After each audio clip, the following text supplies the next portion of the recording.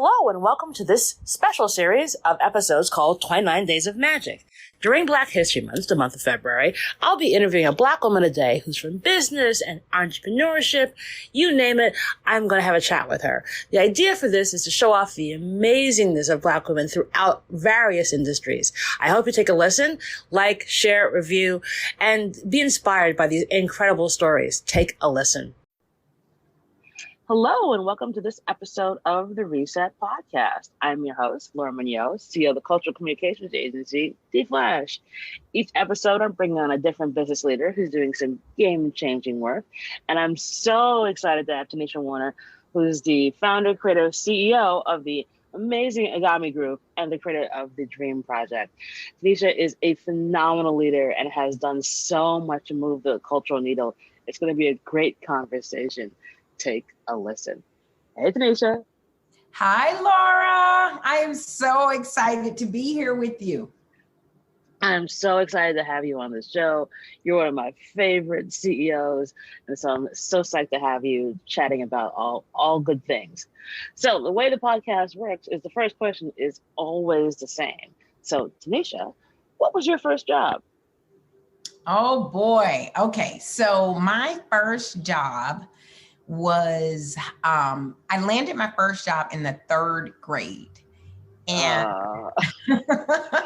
yes. And I'll give you a little backstory behind it. My grandmother worked at a center that was sort of like assisted living for the elderly. They would come every day, but they would actually leave at night, but they had activities for the elderly. And my mom was the director. And in 3rd grade, I was allowed to go with her during the summer to work. And there was the boss, the big boss. His name was Reverend Jones. And he would come on Fridays to pay the staff. And I used to watch him hand them the checks. And I thought to myself, I wonder what I could do to be a part of the team and get one of those checks. So I started to think about what can I do? What's needed around here? And I realized that the place could use a good cleaning. So I worked up the nerve to speak to him about it. And this was officially my first pitch. He came in one day and I said, Reverend Jones, may I talk to you? And I told him, listen, I've looked around the center. I noticed you don't have regular cleaning. And I would like to offer you to clean the center. And I'm here every day, I'll do it. And he said, well, if that's the case, how much do you want to get paid? And I remember being so nervous. And I said, I would like $25 a week. And I looked him in the eye. And then he looked back at me and he said, it's a deal. And we shook hands. And that was my first official pitch. 9? Yes. So many lessons came out of that I still. I was going to say, like, Lord have mercy. I mean, again, the reason why I ask this question is because it always sets up what people end up doing now. Yours is so specific to what you do now that I'm just like, oh, okay. Of course. So yeah, how long did you have this job for? And wasn't that kind of illegal? I know, right? I know. So I ended up working there the entire summer. And I feel like I did it 2 consecutive summers, but then my mom got another job. And there was just so many lessons in it for me. Number one, it taught me to be bold in my ask around what I want and my perceived value. It taught me to land a deal by not necessarily thinking about what's in it for me, but what's in it for the other person based on their needs. Because ultimately he needed to have the center clean. And it taught me that, when you're willing to be bold and courageous and ask for what you want, that the world will also say yes at times. So it was a good experience. That is amazing. And obviously sets you up for where you are right now because you just got all those nuggets at the age of 9. Well, this explains a lot.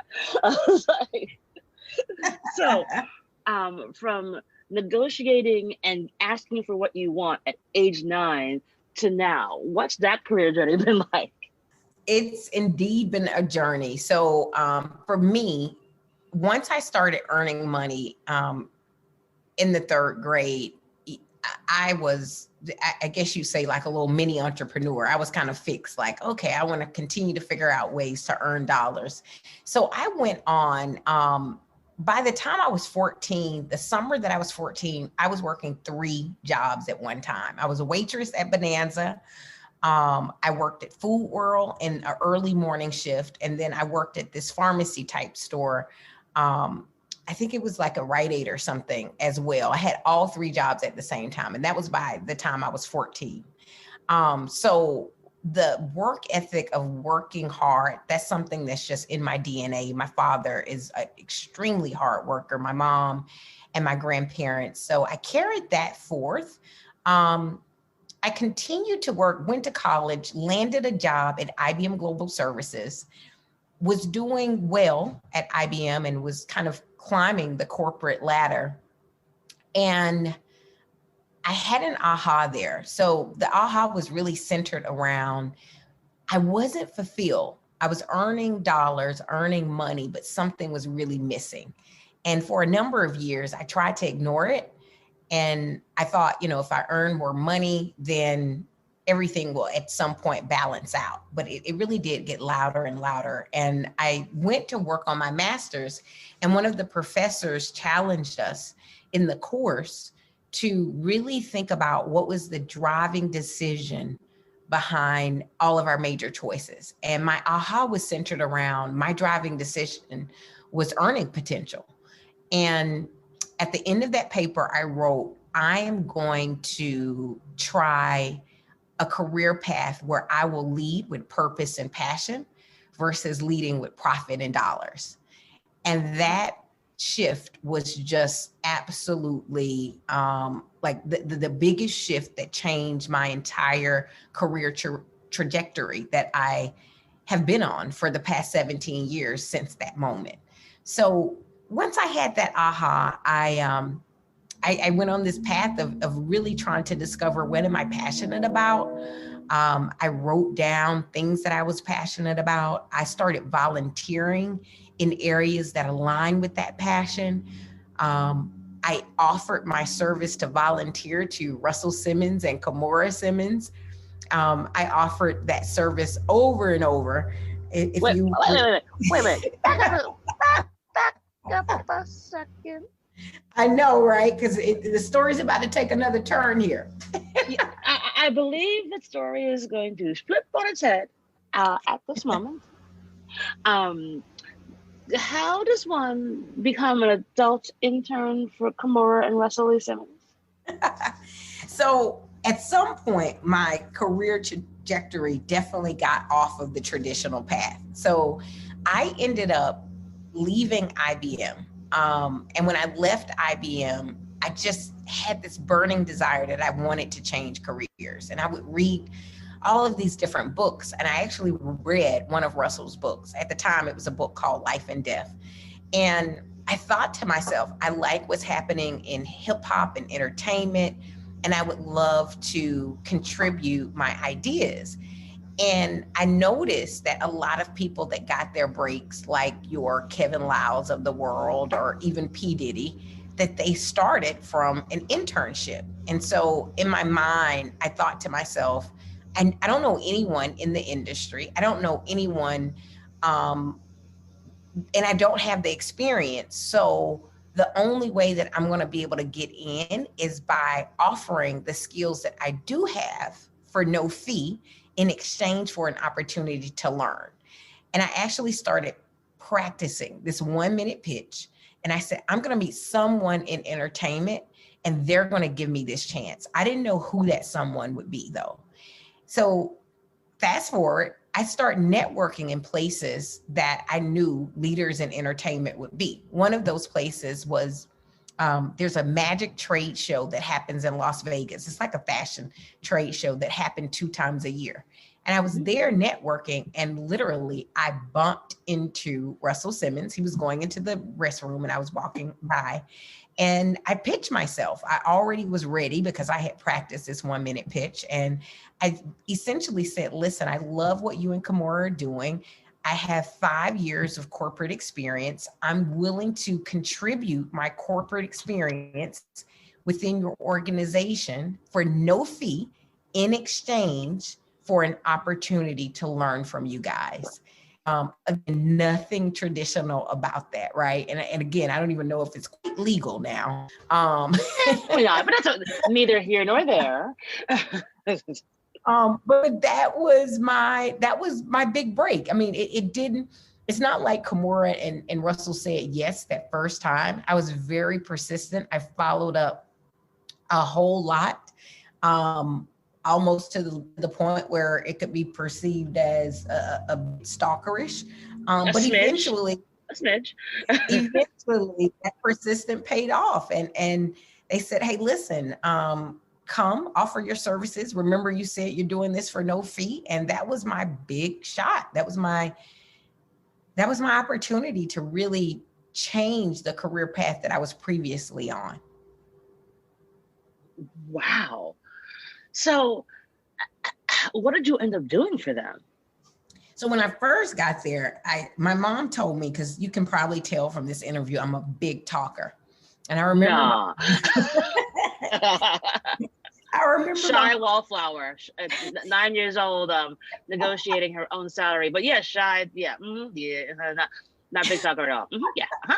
So I remember my mom telling me, she said, listen, no one asked for you to be there. So you need to really go in, keep your head down, and just try to figure out where you can add value. So in the beginning, Laura, it was anything that was needed. So I remember sitting in the vice president's office, and the office was just absolutely just unorganized because they were traveling all the time. So I offered him, I said, listen, when you guys go away on your next trip, I'm willing to organize your office. And I organized his office, and he was blown away. And then the other VP said to me, hey, do you mind? Will you help me organize my office? Because I'm traveling all the time. So I organized that office. Fast forward, as I was organizing those offices, I would read contracts, and I was really learning a lot about their business, their partnerships, and their deals. And then there was this opportunity where they were working with Verizon Wireless to launch an initiative called Hip Hop Reader. And that was really the first time that I spoke up. And I said, listen, I can tell that this deal is not going according to plan. Will you let me serve as the project lead on this?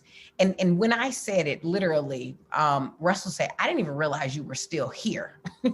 That's how quiet I was during the first few months of just volunteering. And that led to me getting an opportunity on that campaign. Then that led me to getting another opportunity on the Get Out the Vote campaign. You probably remember that.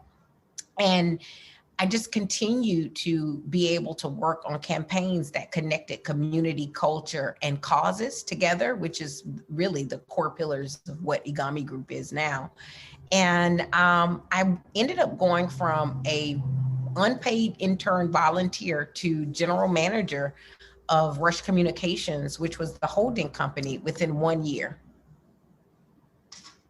Wow. Well, that's an amazing story of persistence and getting it done and seizing the opportunities. Yes. And so, go ahead. Wow. So now that you've gotten this general manager position, what did you want to do next? Well, I ended up doing that for a number of years, about 3 to 4 years. And then I was being called again to do something else. And I refer to this, I have a book entitled The Big Stretch. And this is where I've really documented what I believe is the blueprint for individuals and dreamers to actually achieve their dreams. And something that I've learned is professionals that welcome stretching beyond their comfort zone over and over. They're constantly evolving. And so after doing the general manager role for about 4 years, I missed corporate America. Yep, full circle moment. When I left, I started to miss the structure of corporate America. But I didn't want to go back to corporate America. And I ended up consulting with the CEO of a company, Jostens, which is the leading product provider of class rings and jewelry in high school. Yeah, everyone's got those. Yes, remember? He asked me, like, listen, should I be paying attention to pop culture? And, what should I do to have our class rings become relevant? And I had no idea that I was like providing him strategic counsel. But essentially, we mapped out a plan to do these co-branded rings with pop culture leaders. Beyonce did one of the rings because he said, well, listen, this is a good idea. Can you make it happen? So I then had to bring in these leaders to co-create the class rings. And I love that project. So Beyonce ended up designing a class ring. Kimora designed a class ring. And I had a friend look at the work that I did on that particular account. And he said, T, I don't know if you know it, but what you just did is the work that agencies are doing for corporations. And Laura, in full transparency, I looked at him and said, what exactly is an agency? What do they do? Wow. I didn't know at all. And he kind of gave me a few to take a look at. And once I started to research the structure, I was like, I can do this because I knew I had the culture experience. I had the corporate experience, and it was sort of, this will merge all of the various experiences that I've had to connect corporations to culture. And that was it for me. And I founded EGAMI Group. That was 13 years ago on the premise of those things and those core pillars that I told you, culture, community, and cause. Those passion points are still the pillars that we connect corporations to diverse audiences through those pillars. That's amazing. And not all surprising because Teneshia, you are that woman. So that's fantastic. And so you all have been ridiculously successful. So full transparency, I met Teneshia in the south of France a few years ago when they were winning the first and only Grand Prix Lion for an incredible campaign. And how do you all go from, hey, listen, we're just going to build this, to being the highest possible winner at the Cannes Lions? Like for you as an agency, how has that been for you all? Well, since that moment, it definitely provided us with global exposure. I feel that it has sort of propelled our journey forward after that. Leading up to that moment, I really do feel the team, it was just about the passion, the work, keeping our head down, doing what we love. We were kind of under the radar. And all of a sudden, this company that sort of hit this global stage, that was my first time ever going to Cannes. At that moment, it was, who is this? And where did they come from? And where have they been? Although we had right really here. We've been here. We were doing the work for a decade, but kind of just doing it under the radar and letting passion lead the work. And I think the thing was so amazing for when I met you guys and saw the work that you did with the talk, it was Procter & Gamble's The Talk ad that obviously not only was amazing when it came out, garnered even more relevancy this past summer with all the protests with George Floyd and Breonna Taylor and so many more, was that it was so thoughtful in the fact that this is just our daily life, and giving us humanity in a campaign and having a brand to say, yes, we will do that. What do you think is the magic behind the EGAMI Group, where you can sort of get those brands to understand the meaning of why it's so important to do this work?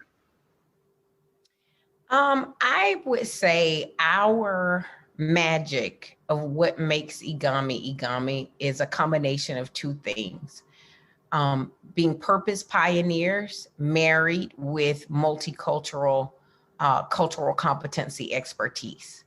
Um, there definitely are agencies that have, I feel like there's so many dynamic minority business enterprise agencies that are just killing it out there, and they're known for that thing. In some cases, this is who you go to if you want to do, amazing entertainment work. This is who you go to if you want to just be, that very, very cool brand.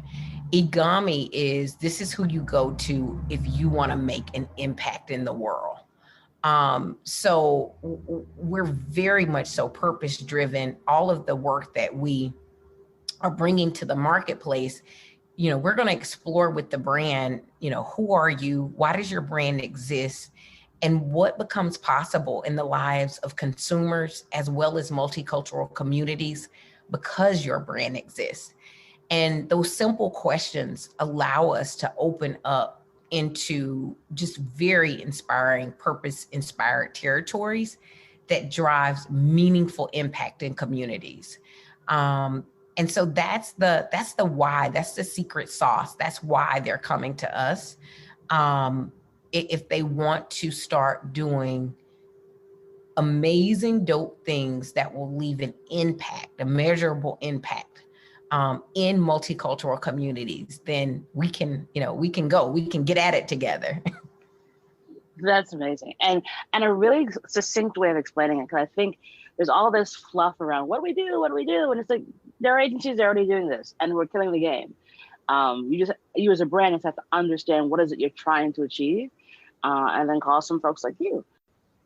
We're so excited to have Soho Works as the sponsor for the 29 Days of Magic campaign. They're designed by Soho House, and their workspaces to help creative thinkers, businesses small and large, connect, collaborate, and grow. And it's where I'm recording all the episodes of 29 Days of Magic. It's a safe, wonderful, and collaborative experience. I'm currently in the Brooklyn location, but they have locations, one else in New York City, in the Meatpacking District, one in LA, 5 in the UK, and they give you that kind of home away from home feeling with all the tools, technology, equipment to help you do your best work. Like I said, it's an amazing location, feels safe. I've been able to meet some really awesome people, which you haven't been able to do a lot because of the fact of COVID. So it's been a wonderful experience being able to record here and help build community. So if you want to find out more information about it, please go to sohoworks.com to get more information and tell them I sent you. And now back to the show. But I'm sure the road has not been easy. Can you talk to me about a time when you all had a challenge where you're like, we're never going to get through this, and then you did? Well, okay, a challenge that I thought we're never going to get through it. Yeah. And then we did. Man, so again, one thing that I can tell you that I've had the honor of doing is interviewing a lot of entrepreneurs. We have a project called the Dream Project, and it's allowed me to interview iconic dreamers like the Magic Johnsons and Kathy Hughes and so many others. But I say this to say, I love surrounding myself with other entrepreneur stories because I realize that when you get up close and personal to them, you will see battle scars. So if you see a dreamer that has accomplished something, really big in the world, know that it has come with this fair share of scars and challenges. So this question, Laura, I think you are going to get up close and see some of our scars. Probably, and I call them battles. So let's go back to like battle one that was really challenging. There was a moment in EGAMI's history that we landed a really, really big global CPG client. And I was excited, we're an entrepreneur at the time. I think maybe the team was like a 5-person team. And this was like going to be our big break, right? So I negotiated the contract with procurement. But what I didn't understand was I signed into payment terms that our small business just simply could not handle. We weren't liquid enough, nor did we have the cash flow to support the terms that I signed into. So like, imagine this Been corporation, there. the terms was like something crazy, like 120 days, you know. Yeah, And net 120. And you're like, really? and when you think net 120, that's like 6 months before you get your coins, people. And think about it, over those months, you know, as the entrepreneur, you're still having to meet payroll, you're still having to pay all of the out of pockets associated with the deal. And I put a lot of strain on the business during that time. And how I got through it, first and foremost, I would truly say prayer. It was beyond me, out of my own strength. You know, I really did feel I had us backed in a corner. And for the first time ever on the dream journey, I was scared. Like, I was truly like, are we going to be able to survive this? Like, have I screwed this up to the point that my company is not going to be able to sustain itself in with the challenges that we were facing? So first and foremost, it was prayer. And then secondly, I feel after prayer, being led to the insights and answers of what to do. And it was really around examining the people that I had on my team, making sure that it was time to get right people, right seats. I needed another elevated level of financial counsel. So we had to make some changes in the organization. We had to bring in, you know, skill sets that now had an understanding of how to negotiate at the new level of where the firm had reached. And then I think the biggest thing is just staying in the fight. You know, there was no throwing the towel in. There were moments that it felt like, I don't know if we're going to be able to go on, but every day we just got up and showed up and just kept fighting every single day. And eventually the tide turned. So that was a pretty big battle. The second one, I would say, welcome to 2020, the pandemic, everybody's back. Oh my God, yes. Of course. Yeah. So in the pandemic, it was just, I feel like everyone that's listening to this went through that battle. I mean, our world was changed. It was hit so quickly, but as an entrepreneur, we had to pivot to work in a complete virtual environment. We had to find solutions when some clients just could not stay on with us. We had to keep our team motivated. I mean, I can honestly say my problem solving skills, as well as our leadership team, which we have an amazing, strong executive leadership team, our ability to solve problems quickly, the skill set there just increased tremendously in the pandemic. So I think the pandemic taught us, number one, write our plans in pencil. And if you write them in pencil, that means you can erase and you can pivot when you need to. And if you stay fixed too long, that can cost you. Also, it taught us to innovate. And so, you know, we had to create ways to bring the clients back to us in some cases when clients just were cutting budgets because they had to. And we also had to figure out ways to build team in a complete virtual environment. I'm a leader that wants to like see the people and you know, be in the office and build the culture. We had to really start building culture virtually. So yeah, that was battle two. That was battle two for everybody that was listening. The battle of 2020. Well, you know what it is? I think, you know, we were saying this before we started recording, it's all kind of taught us how much more resilient we really are and how much more creative we can be. Obviously, when you're backed against the wall, because we're all in the business where we're in the people business. And if you can't see people, how do you run a business? So finding ways to like evoke culture and community in this insane set of circumstances really has the cream rise to the top. And, you know, that's why y'all are thriving. Yeah, it's been a good year. It was like the year that started out of, oh my goodness, how are we going to do this? And it turned around. I think 2020 taught all of us that we are stronger than we know. Oh, absolutely. And thinking about that and looking back on that, what do you think you'd tell 25-year-old Tanisha? Man, Laura, 25-year-old Tanisha, being completely transparent, 25-year-old Tanisha, and I don't want to judge her too much, but I would say number one, she was so turned up.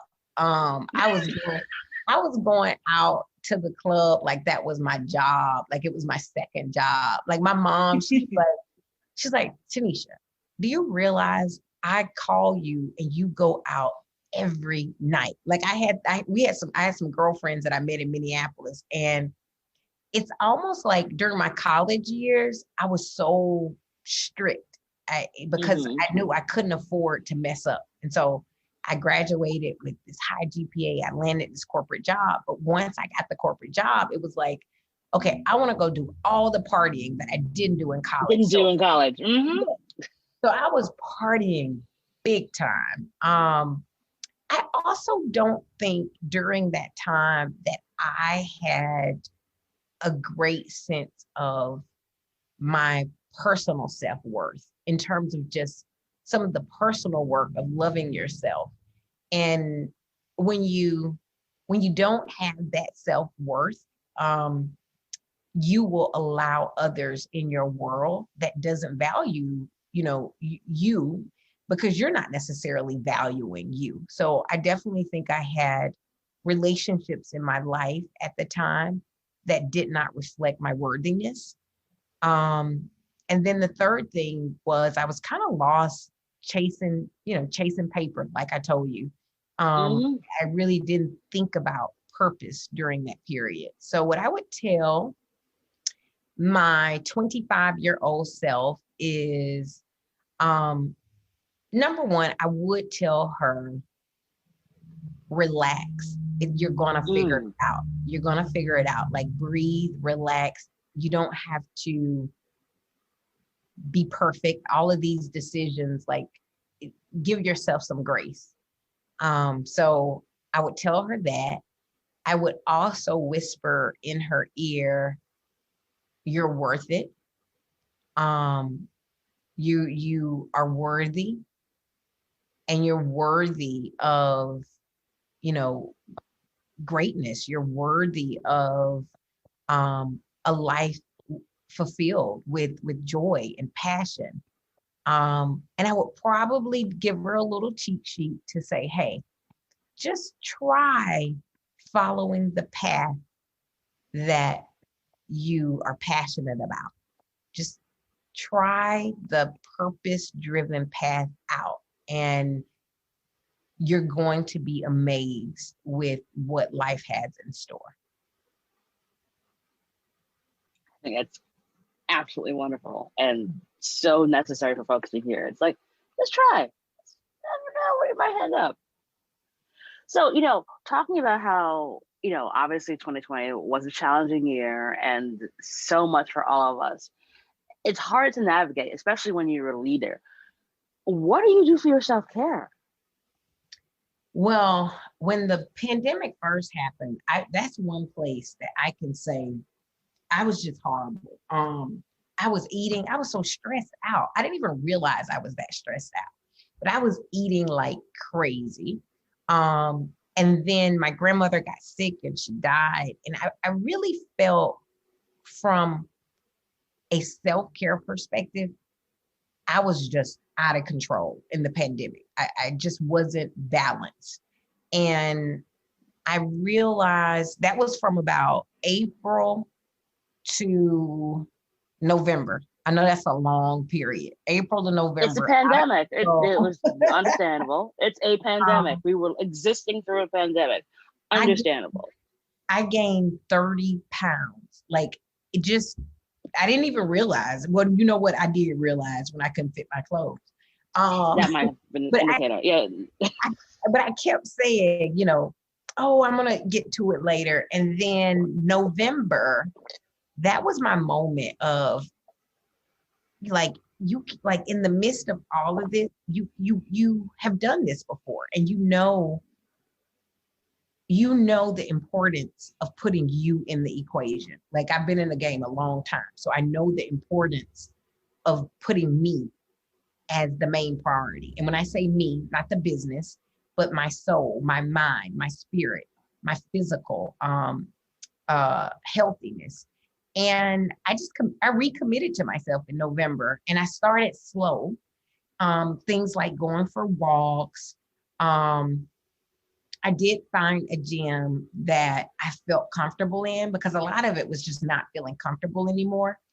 So I Right. found one that I felt comfortable in, because they won't have a lot of people in, and I double mask up. And that was sort of me saying to me again, let's get back to the basics. And my self-care basics need to include three things. Being mindful of what I eat from a nutrition standpoint, prayer. I have to have a connection to my higher source. For me, I'm a Christian. And so I have to have that time of being intentional to have prayer and meditate.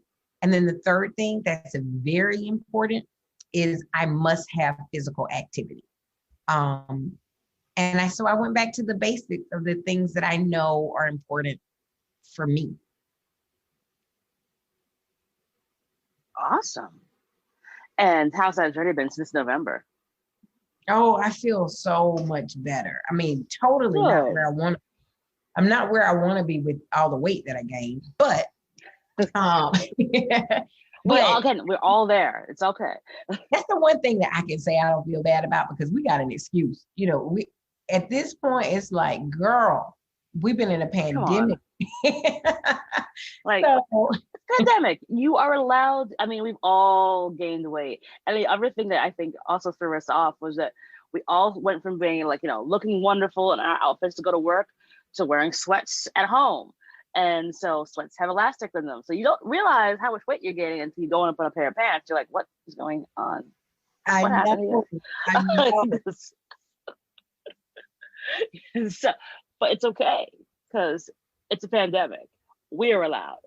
But as long as we're feeling better about ourselves, I think is the most important part of it, and kind of connecting back to what matters and to and to ourselves. So I think that's fantastic.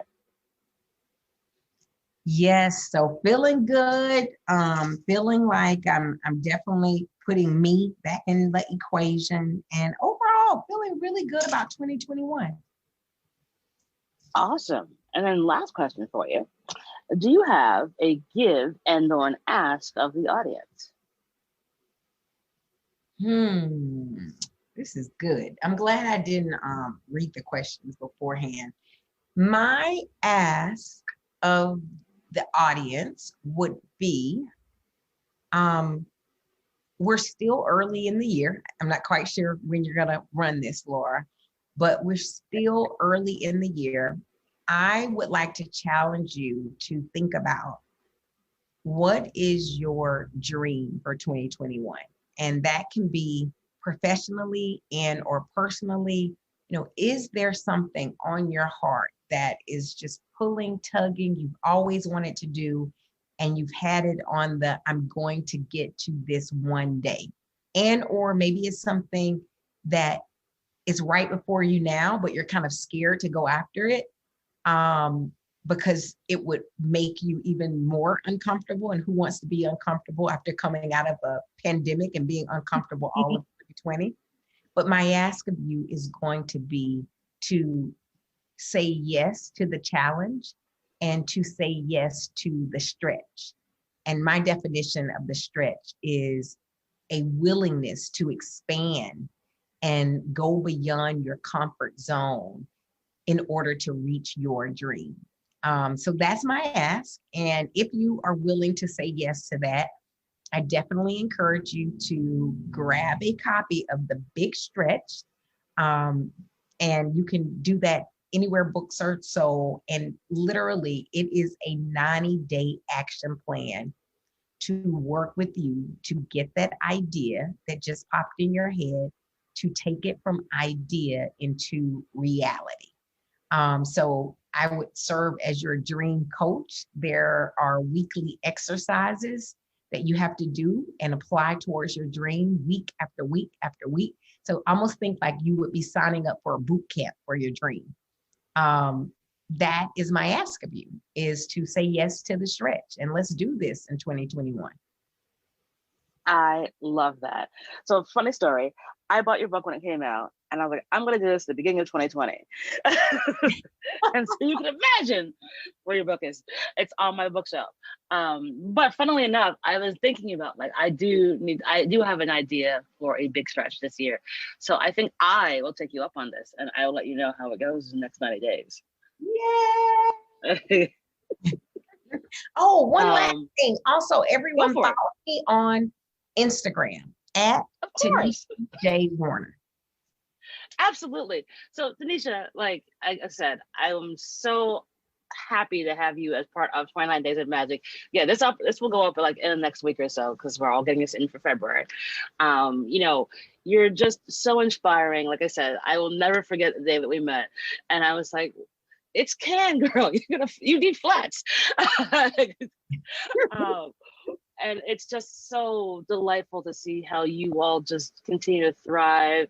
I adore you. I adore your husband, Mike.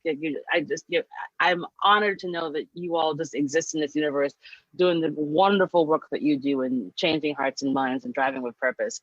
So I'm so glad folks got to hear your story today, and follow her. Buy her books. We'll put all the details in the show notes so you can find out more about where you can connect with Teneshia. Do the stretch. I'm going to do it, and obviously connect and let Teneshia know how I did. And if you all sign up too, let me know. And thanks again for joining me on the show today, Teneshia. Thank you, Laura. And thank you for your willingness to do this campaign, to really provide voices of inspiration, a platform. I know you are an entrepreneur yourself, and so you taking this initiative on, I feel like it was a part of you saying yes to yet another stretch, and also you saying yes to operating on purpose. So thank you for just your obedience and your willingness to be light in the world. Oh, thank you, Teneshia. That means a lot. Thank you so much. I really appreciate that. I see you, friend. I see you, sister. At some point when it's over, we can actually grab a drink finally. So let's see. Awesome. And that is our show.